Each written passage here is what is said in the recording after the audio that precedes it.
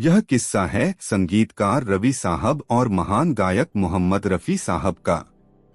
रवि साहब बताते हैं कि रफ़ी साहब हर सुबह उनके घर रिहर्सल करने आया करते थे।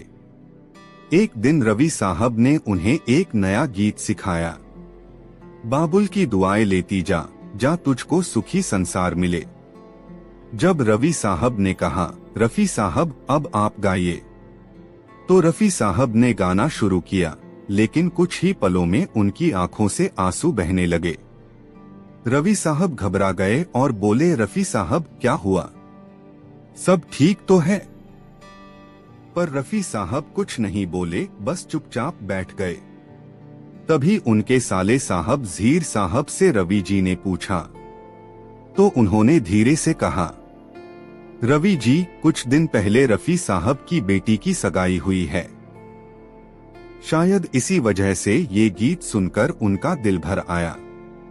रवि साहब कहते हैं, जब रफ़ी साहब ने इस गीत को रिकॉर्ड किया तो उनकी आवाज में एक पिता की भावना, एक विदाई का दर्द महसूस होता था। और सच में जब भी हम बाबुल की दुआएं लेती जा सुनते हैं तो ऐसा लगता है जैसे रफ़ी साहब रोते हुए गा रहे हों।